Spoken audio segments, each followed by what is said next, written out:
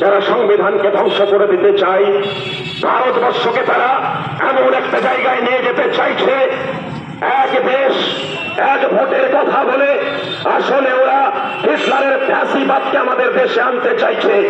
হিন্দু মুসলিম রাজনীতির যে সাম্প্রদায়িক উত্তেজনা যে সৃষ্টি করছে, সেই সৃষ্টি করবার ক্ষেত্রে একদিকে যেমন আরএসএস এর মাতব্বর বেল্লার এক মহারাজ আছে, আর উল্টো দিকে সেই চোকার বিধায়ক ভারতপুরের বিধায়ক সঙ্গে তাকে তাল মিলিয়ে চলছে। কে বলছে মুর্শিদাবাদে রাম মন্দির করবে, সে আবার বলছে মুর্শিদাবাদে বাবরি মসজিদ করবে। সংবিধান আজকে আক্রান্ত।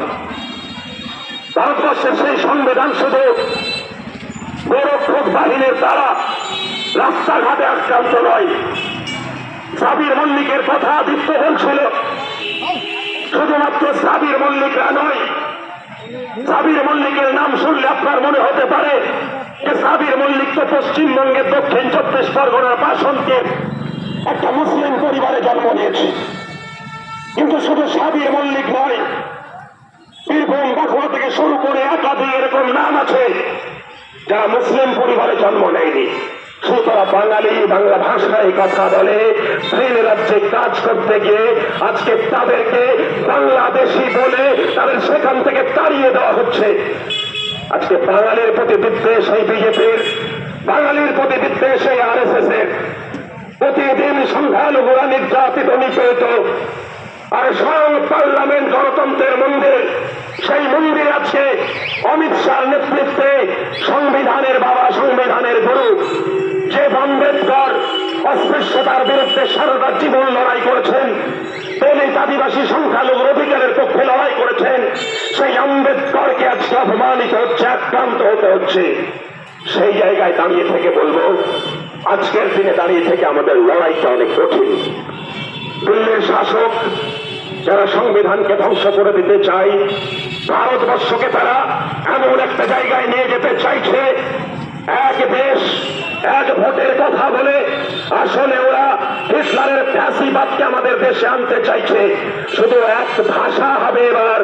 ভারতবর্ষের মানুষের যে বৈচিত্র্য, যে কেরালার মানুষ মালায়ালামে কথা বলবে, মুর্শিদাবাদের মানুষ বাংলায় কথা বলবে, এই বৈচিত্র্য ওরা রাখবে না।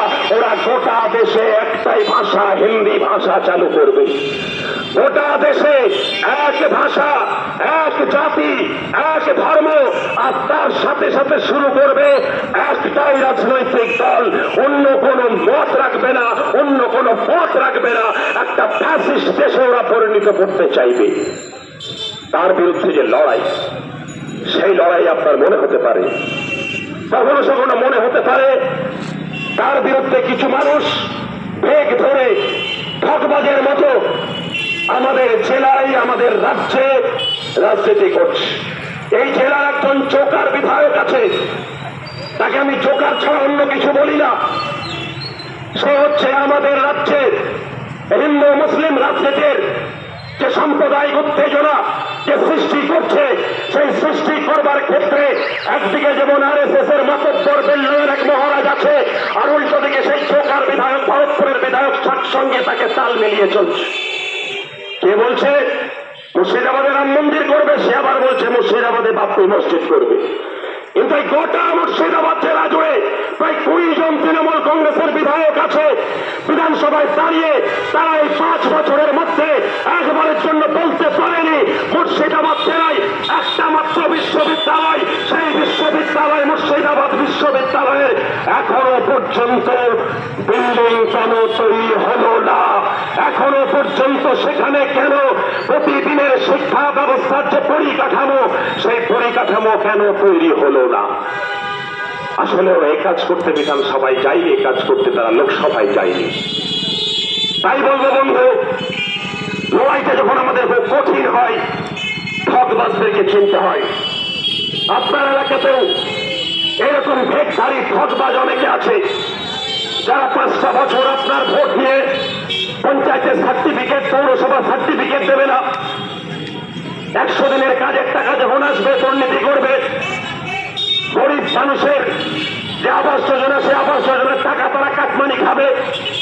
গঙ্গা পদ্মার ভাঙনের নামে কোটি কোটি টাকা তারা লুট করবে।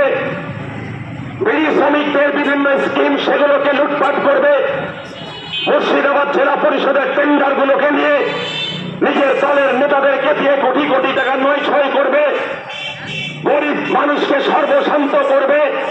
কিন্তু নির্বাচন আসলেই একদল চলে যাবে ওই মহারাজের পক্ষে, আর আরেক দল বলবে মহারাজ থেকে বাঁচতে গেলে ওই চোখাদের পক্ষে থাকতে হবে।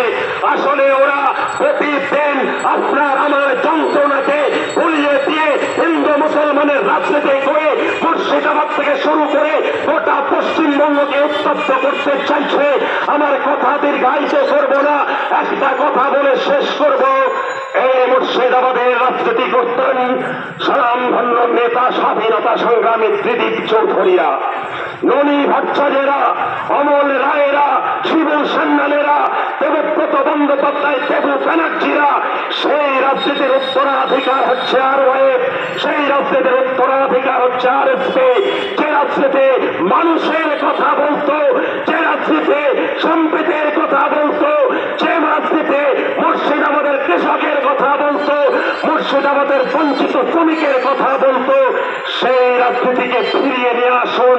সেই রাজনীতির মধ্য দিয়ে আমরা আবার নতুন মুর্শিদাবাদ গড়ে তুলি। এই শপথ নিয়ে সকলের কাছে আশা আহ্বান জানিয়ে আমার আলোচনা শেষ করছে।